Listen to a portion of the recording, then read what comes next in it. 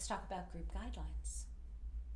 When you think about the groups that you have led and doing this portion of it, the group guidelines, what do you know?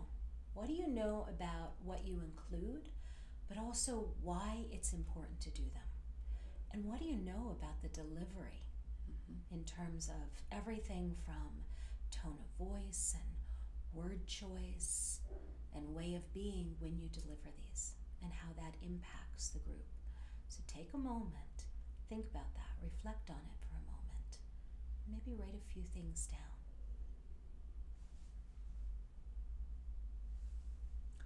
So the group guidelines create that safety.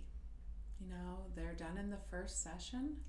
If someone new joins the group in session 2, it's important to, again, go back to the guidelines. And they're not just a list of objectives. You make them real. You want to engage people in understanding them, adding to them, making them a part of your group experience. So I always think of it's important for there to be ownership, for the whole group to agree to confidentiality, to give an example of what you mean about that is really important. So as you're supervising others, you might just spend some time really exploring what those mean to them and how, as Amy said, how they set them up in the group. It's really important for the participants to know too in your group guidelines how you as a facilitator, all right, and you're facilitating others' facilitation, so how the facilitator is going to show up about being a participant, but also being aware of managing the time and really helping people with that group experience.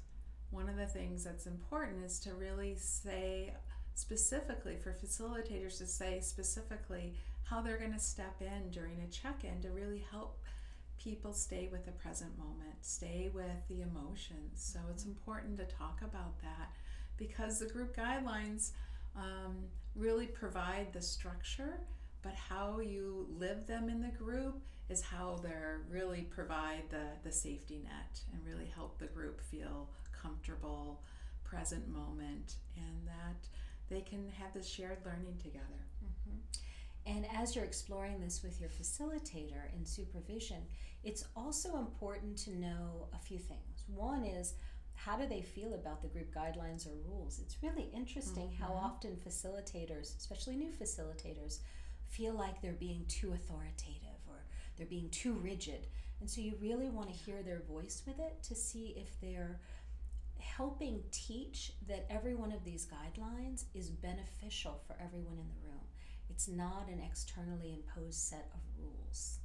And so you want to know their tone of voice, and you can have them practice on their supervision call with you, not necessarily going through all of them, but sharing a few of them so that you can assess how they are actually doing it versus knowing just that they're doing it. The other thing is you really want to make sure that they're highlighting, as Linda mentioned, how they might step in and stop someone or redirect.